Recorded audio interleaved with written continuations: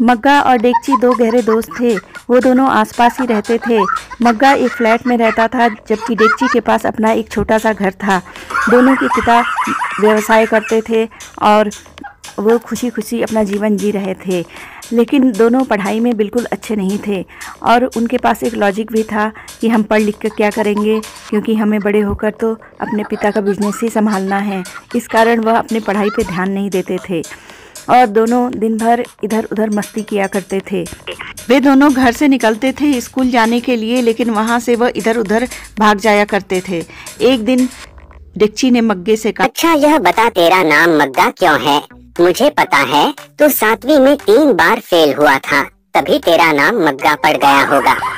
अरे तो तू कौन सा करेक्टर लगा कहीं, मुझे क्या पता नहीं तेरे बारे में।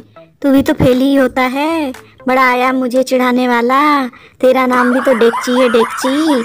तू बता तेरा नाम डेगची पड़ा कैसे? अरे क्या बताऊं यार, जब मेरा नाम रखा गया था उस समय मैं बहुत छोटा था। अपने आप क्या मैं अपना नाम डेगची रखता? तो तू अगर बड़ा होता तो तू अपना क्या नाम रखता? अरे वही रखता, शाहरुख खान, धर्मेंद्र या अमिताभ। अच्छा तो मैं भी तुझे यही कह रहा किरण, तो अभी ऐसे ही कह देता डेगची। अच्छा ये बता, तूने गाड़ी क्यों रोक दी? यहाँ पर तो कोई ऐसी बात नहीं है गाड़ी रोकने वाली। क्या पेट्रोल खत्म हो गया क्या? तभी उड़ती हुई चिड़ियों के झुंड को देखकर उसमें से एक कहता है कि देख, अगर भगवान ने हमें उड़ने वाला बनाया होता तो पेट्रोल का सारा पैसा बचता और फिर हम उड़ के कहीं भी पहुंच सकते थे और पेट्रोल को दूसरे देशों में बेच सकते थे। उससे डॉलर भी मिलता और हमारे देश को कितना फायदा होता। कर दी ना भगवान ने गलती। अरे यार, लोग हमें फेलियर समझते हैं, लेकिन क्या हम कुछ अच्छा काम नहीं कर सकते? चल देख, हम लोग क्या करते हैं, हम एक किताब लिखते हैं और वो भी भगवान पर, और लिखते हैं उसमें कि भगवान ने क्या क्या गलतियाँ की हैं, वो गलतियाँ जो उन्हें नहीं करनी चाहिए थी, जिससे हमें अब दिक्कत हो रही है। जब उन्होंने इतनी बड़ी सृष्टि बनाई ही, सब कुछ हमें इतना कुछ दिया ही, तो थोड़ा सा और कर देते, हमारे जीवन के लिए और आसानी हो जाती। तुम्हें नहीं समझ में आ रहा है? मेरे ख्याल से तो इससे अच्छा काम हम नहीं कर सकते। और जब हमारी किताब चल जाएगी तो सोच, हम लाखों रुपए ना कमाएंगे नहीं, नोट छापेंगे, नोट। आजकल की जो भाषा, क्या सॉलिड आइडिया है यार। अगर सक्सेस हो गया तो हम तो मालामाल हो जाएंगे। अरे यार, मुझे तुझसे बहुत डर लगता है। तेरे पेट में कोई बात पचती तो है नहीं, तू पहले ही सारी बातें लोगों में फैला देगा। फिर यह बता, हमारी किताब पढ़ेगा कौन? सब कुछ ख्वाब ही रह जाएगा। पैसे क्या, हमें तो एक फूटी कौड़ी भी नहीं मिलेगी और किताब छापने में उल्टे हमारे पैसे ही लग जाएंगे। अरे ये क्यों नहीं कहता कि तेरे मन में खोट आ गया है? अब तू किताब इस पे लिख के मेरा आइडिया और सारे पैसे तू लेगा। नोबेल प्राइज जब मिलेगा मुझे तो बताएगा नहीं, मुझे तो कुछ कहेगा ही नहीं। कितना अच्छा आइडिया मैंने तुझे दिया, लेकिन तू तो मुझसे नाराज ही रहता है। अब देख, भगवान की गलतियों पर किसी ने किताब लिखी है आज तक? नोबेल प्राइज तो पक्का ही समझ। देख देख देख, कितनी सुंदर लड़कियां आ रही हैं। अरे यह लड़कियां नहीं, अप्सरा हैं। जरूर हमें नोबेल प्राइज मिलेगा। और जैसे जब ऋषि तपस्या करते थे तो अप्सराएं आकर उनका तपस्या भंग करती थी, वैसे ही यह आ रही है हमारे काम में बाधा डालने। क्या सॉलिड लड़की है यार। अरे मुझसे शादी करोगी, मुझसे शादी करोगी। अरे रे रे रे, गाना किसने गाया? बता बता बता बता, दोनों में से किसने गाना गाया? जल्दी बता, जल्दी बता। मैंने नहीं, इसने गाया। चल भाग भाग भाग भाग। नहीं नहीं नहीं, इसने गाया, इसने गाया। फिर दोनों वहाँ से निकल पड़ते हैं और अपने घर जाते हैं। कुछ दिन बाद फिर वो निकलते हैं और फिर भगवान की गलतियाँ ढूंढने लगते हैं। चल तो भगवान की गलतियाँ लिख। गलती नंबर 1 की, भगवान ने हमें उड़ने वाला नहीं बनाया। अब देख भगवान की दूसरी गलती, इतना बड़ा कद्दू और उसकी टहनियाँ देख कितनी छोटी छोटी हैं। भगवान की दूसरी गलती मिल गई ना। चल देख अच्छे से। गलती नंबर 2, पतली पतली कद्दू की टहनियों पर इतने बड़े बड़े कद्दू लगते हैं। कद्दू का पेड़ तो बड़ा होना चाहिए था। इतनी पतली पतली टहनियाँ इतनी बड़े कद्दू को कैसे संभाल पाएंगे? हाँ हाँ, इस बात में तो पॉइंट है, ये तो जरूर लिख।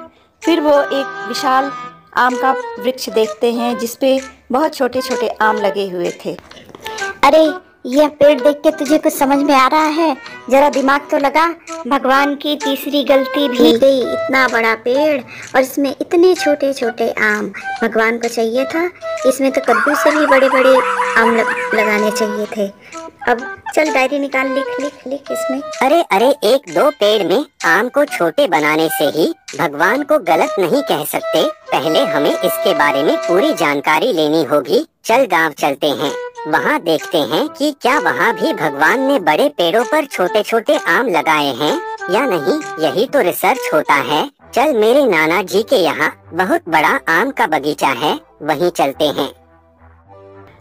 दोनों ही सुबह तड़के गांव के लिए निकल जाते हैं और बातें करते जाते हैं कि हमारा काम तो बहुत अच्छा चल रहा है, देख यार हमारी तो थीसिस अच्छी तैयार हो रही है।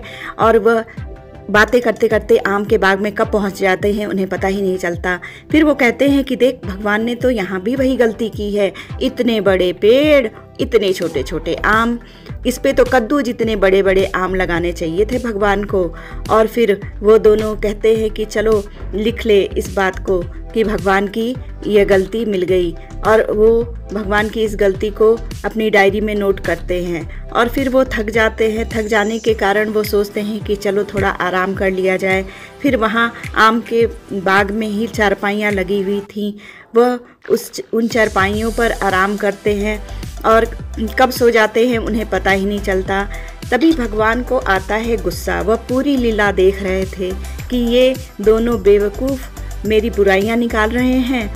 तो भगवान जी तेज की हवा चलाते हैं और एक आम डेगची के नाक पे लगती है और उसके नाक से खून गिरने लगता है। सामान्यतः नाक में थोड़ी चोट भी बहुत ज़्यादा महसूस होती है और यह तो भगवान का प्रकोप था, तो यह तो उसे ज़्यादा लगना ही था। वह अपना नाक पकड़कर कहता है कि हम ही गलत थे, भगवान तो बिल्कुल सही है, हम चले थे भगवान की गलतियाँ निकालने। अरे देख ना। अरे डायरी निकाल, जल्दी कर, जल्दी डायरी निकाल। अरे तुझे सोते सोते क्या हो गया? क्या फिर कोई गलती मिल गई? बता तो सही। और ये तेरे नाक में क्या हुआ है? इसमें से तो खून निकल रहा है। चल अस्पताल चलते हैं। जो भी लिखा है काट दे, जल्दी कर और गलतियाँ काट दे। भगवान में कोई गलती नहीं है, गलती हमारे में है। सोच, अगर छोटे से आम से मुझे इतनी तेज चोट लगी है कि मेरा नाक टूट गया और खून बह रहा है, तो सोच अगर यह कद्दू जैसा बड़ा होता तो मेरा क्या हुआ होता। आज तो मैं साफ ही हो गया होता, भगवान को ही प्यारा हो गया होता। इसलिए अब भगवान की गलतियाँ निकालना छोड़ दे और समझ जा कि हम ही बेवकूफ हैं। हाँ, अच्छा किया भगवान ने आम छोटे और कद्दू बड़ा बनाया। भगवान सर्वश्रेष्ठ है, उसकी रचना सर्वश्रेष्ठ है। डेगची को गहरी चोट लगी थी, उसके नाक से इतना खून निकलता है कि उसे चक्कर आने लगता है। तभी उसके नाना वहाँ आते हैं और उससे पूछते हैं कि यह हालत तुम्हारी किसने कर दी। पहले तो वह बहाना बनाता है, लेकिन मग्गा उस नाना जी को सारी बातें बता देता है। जब नाना जी को उस असलियत का पता चलता है तो वह खूब हंसते हैं और उसकी दवा दारू भी करते हैं। वो हंसते हंसते कहते हैं कि तुम आज की पीढ़ी के बच्चे अपने से बड़ों की इज्जत नहीं करते हो, यह तो मैं जानता था, लेकिन तुम लोगों ने तो हद कर दी, भगवान को भी नहीं छोड़ा। यह सब तुम्हारे साथ तो होना ही था। अब आगे से सतर्क हो जाना और कोई गलती मत करना, और यह बात आगे की पीढ़ी को भी बताना कि तुमने क्या किया और तुम्हें क्या मिला था। हाँ हाँ हाँ हाँ हाँ हाँ। डेगची के नाना गांव के मुखिया थे। धीरे धीरे यह बात गांव में फैल जाती है। जब वह शाम को चौपाल पे जाते हैं तो सभी लोग उनसे डेगची के बारे में पूछते हैं। पहले तो वह छुपाते हैं, लेकिन जब उन्हें पता चल जाता है कि सभी को यह बात पता है तो सब मिलकर खूब हंसते हैं। डेगची और मग्गा भी अपने शहर को वापस लौट जाते हैं और एक दूसरे को भला बुरा कहते हैं, लेकिन बाद में उन्हें भी खूब हंसी आती है।